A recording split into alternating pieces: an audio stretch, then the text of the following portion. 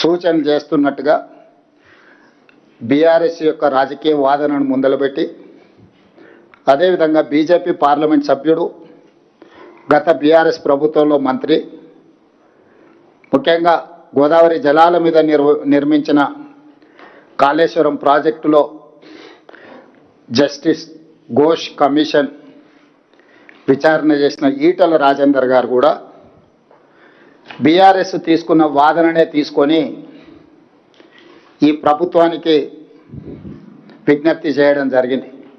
తక్షణమే గోదావరి జలాలను కన్నెపల్లి పంప ద్వారా ఎత్తిపోసి ఉత్తర తెలంగాణ రైతాంగం యొక్క సమస్యలను తీర్చడానికి ప్రభుత్వం ముందుకు రావాలి అని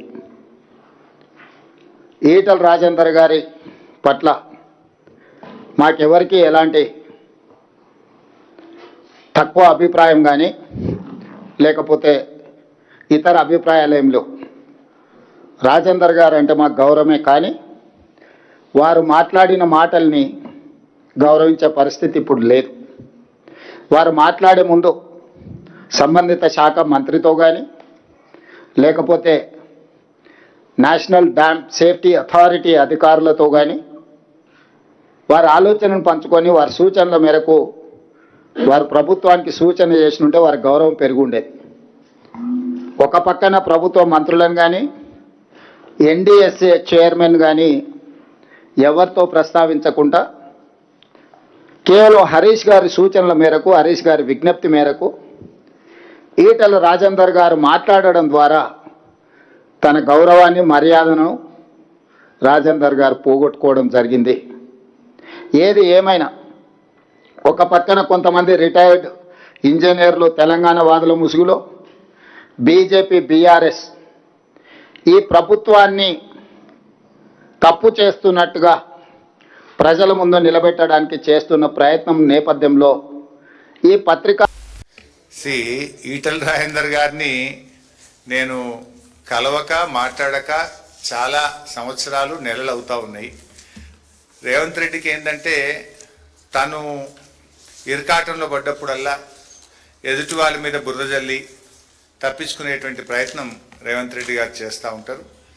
దానివల్ల రాజేందర్ గారు ఆయన ఆలోచనతో ఆయన మాట్లాడి ఉంటాడు. గత ప్రభుత్వంలో ఆయన భాగంగా ఉన్నాడు కనుక ఆయనకి ఈ ప్రాజెక్ట్ మీద అవగాహన ఉంది కనుక, ఆ జిల్లా మంత్రిగా ఆయన పనిచేసింది కనుక ఆయనకు ఉండేటువంటి అవగాహనతో ఆయన మాట్లాడి ఉంటాడు. అంత మాత్రాన ఆయనకు నాకేం సంబంధం? Is different party, I mean a different party.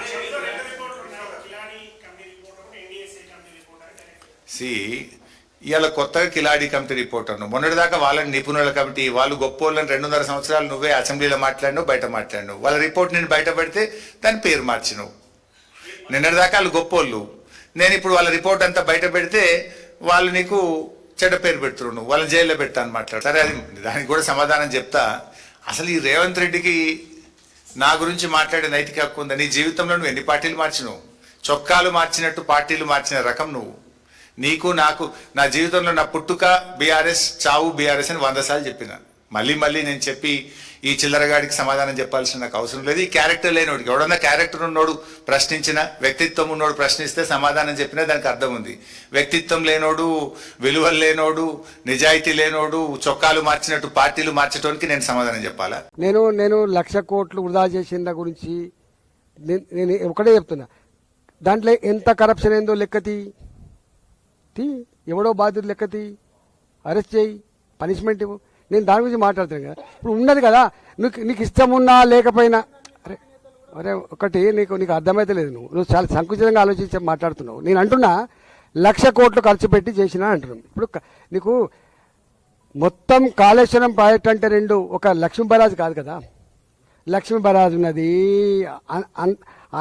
అంత అన్నారం ఉన్నది, సుందిల్ల ఉన్నది, మిడిమానేరు ఉన్నది,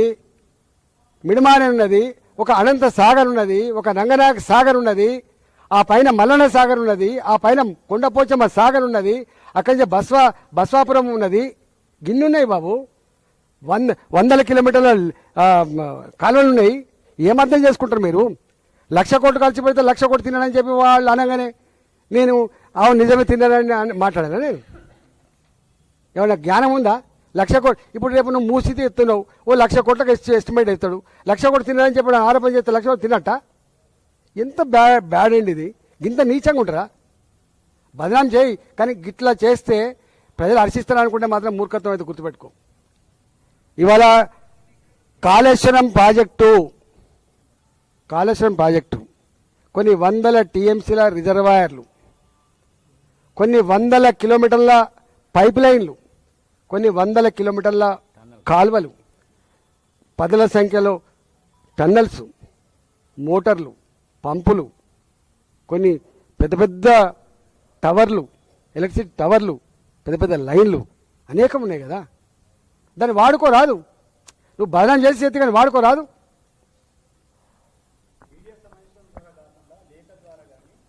ఇప్పుడు వాళ్ళ ఇంటెలిజెన్స్ వాళ్ళు ఇక్కడ ఉండరా?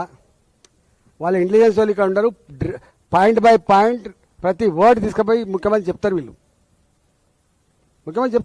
నేను మాట్లాడుతున్నా రికార్డే కదా ఇవ్వాలి. నేను మాట్లాడలేని తప్పించుకుంటాట్టున్నా కదా, నేను మాట్లాడుతున్నా బాగా చెప్తా ఇక్కడ కూర్చొని. వాళ్ళకు భయం.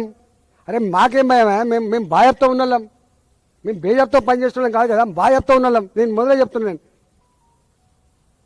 నా పార్టీ కూడా రేపు రైతుల పంటలు ఎండిపోవాలని కోరుకుంటుందా? నా పార్టీ హైదరాబాద్ ప్రజానికానికి డ్రింకింగ్ వాటర్ రావద్దని కోరుకుంటుందా? నా పార్టీ క్రియేట్ చేయబడ్డ ఇన్ఫ్రాస్ట్రక్చర్ మట్ట కలిసి వాళ్ళని కోరుకుంటుందా? నా పార్టీ కూడా వచ్చి ఒక రైతు గొప్పగా చెప్పినాడు. ఒక రైతన్న, నేను చూసిన వీడియో, అది ఎంత గొప్పగా చెప్పిండంటే, అవునయా కేసీఆర్ గంత పెద్ద ప్రాజెక్ట్ 4 ఏళ్లలో కట్టిండు. మీరు 4 దశాబ్దాలు శ్రీరామ్ సాగర్ కట్టిరు, 5 దశాబ్దాలు కట్టిరు, కానీ కేసీఆర్ అంతకంటే పెద్ద ప్రాజెక్టు 4 ఏళ్లలో కట్టిండు. కట్టినాక ఏదో చిన్న ప్రాబ్లం వచ్చింది. వస్తే నీకు సదరొస్తలేదా? ఆడ సిమెంట్ లేదా, సుతారీలు లేరా, నీకు ఇంజనీర్లు లేరా అని చెప్పి నిలదీసిండు ఒక సామాన్య రైతు. అది తట్టుకోలేక ఫ్రస్ట్రేషన్లో ఉన్నాడు రేవంత్ రెడ్డి గారు. దిక్కుమాలిన డైలాగులు కొడుతున్నాడు. ఆయన మాట్లాడుతుంటే నిజంగా నాకు నవ్వాలో ఏడవాలో అర్థం కాలేదు. మొన్న ప్రెస్ మీట్ పెట్టి పక్కన మంత్రులందరినీ కూర్చోబెట్టుకొని తన అజ్ఞాన ప్రదర్శన చేసిండు. కాళేశ్వరం ప్రాజెక్టు ఆయనకు నిజంగా తల తోక ఏది తెలియదని మళ్ళొకసారి అర్థమైంది. ఏమంటాడు ఆ రోజు? వరద నీటిని ఎత్తిపోయడానికే కదా కాళేశ్వరం అని మాట్లాడుతున్నాడు. రేవంత్ రెడ్డి గారు, మీకు మళ్ళొకసారి చెప్తున్నా, దయచేసి వినండి, విని తెలుసుకోండి. పోనీ నేను చెప్పేది వినడం మీకు ఇష్టం లేకపోతే, మా పార్టీ వాళ్ళు చెప్పేది వినడం మీకు ఇష్టం లేకపోతే, దయచేసి మీ ఇంజనీర్లను పిలిపించుకొని ట్యూషన్ చెప్పించుకో. కాళేశ్వరం ఎంత గొప్ప ప్రాజెక్ట్ అంటే 3 రకాల పరిస్థితులను కూడా సద్వినియోగం చేసుకునే ఒక అద్భుతమైన ప్రాజెక్ట్ కాళేశ్వరం. ఎక్సెస్ రెయిన్ఫాల్ ఉంటే, నార్మల్ కంటే అధిక వర్షపాతం నమోదైతే, ఫ్లడ్ వస్తే శ్రీరామ్ సాగర్ నుంచే ఫ్లడ్ ఫ్లో కెనాల్ ద్వారా డైరెక్ట్గా మిడ్మానేర్కి వస్తాయి నీళ్లు. మిడ్మానేర్ నుంచి గోదావరి నీళ్లను పైకి లిఫ్ట్ చేసుకోవచ్చు. సస్యశ్యామలంగా రాష్ట్రం మొత్తం ఉంటుంది. ఇది ఒక తరీకా. రెండో తరీకా ఏంది? ఎక్సెస్ రెయిన్ఫాల్ కాకుండా నార్మల్ రెయిన్ఫాల్ ఉంటే, సాధారణ వర్షపాతం ఉంటే, మీకు ఎస్ఆర్ఎస్పి నుండి కాకతీయ కాలువ ద్వారా ఇంకా కిందికి కడెం నుంచి కిందికి ఎల్లంపల్లికి నీళ్ళు వస్తాయి. అక్కడి నుంచి నీళ్ళు ఎత్తిపోసుకోవచ్చు.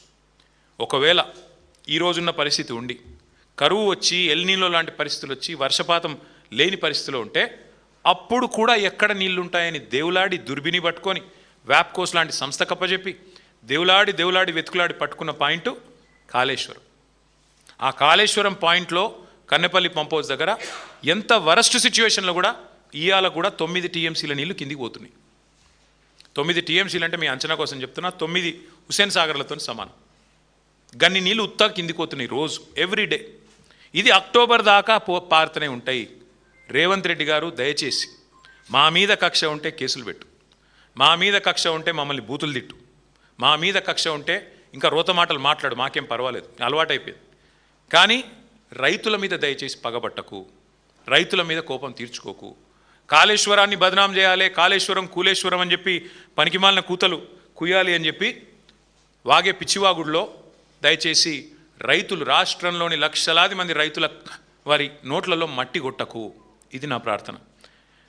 వారికి ఇంకొకటి కూడా తెలుసు, రేవంత్ రెడ్డికి తెలియదని కాదు, భద్రాచలానికి ముప్పు అని మాట్లాడాడు. భద్రాచలానికి ముప్పు ఎక్కడి నుంచి ఉండదు నిజానికి? భద్రాచలానికి ముప్పు అంటే ఏమైనా ఉంది అంటే పోలవరంతో ఉంది. పోలవరం హైట్ పెంచితే, అందుకే కదా మా ఖమ్మం జిల్లాలోని 5 మండలాలు 7 మండలాలు తీసుకొని పోయి బలవంతంగా కలిపింది బీజేపీ ఆంధ్రాలో. పోలవరం ముప్పు కోసమే కదా మా భద్రాచలం కాన్స్టిట్యున్సీలో, పక్కన అసరావుపేట కాన్స్టిట్యున్సీలో తీసుకొని పోయి ఆ మండలాలని 7 మండలాలు కలుపుకున్న మాట వాస్తవం కాదా? నీకు తెలియదా? నువ్వు గట్టిగా పోలవరం గురించి మాట్లాడితే గురువు గారికి కోపం వస్తుందనా? ఎక్కడి నుంచి ఉంది ముప్పు నిజానికి భద్రాచలానికి?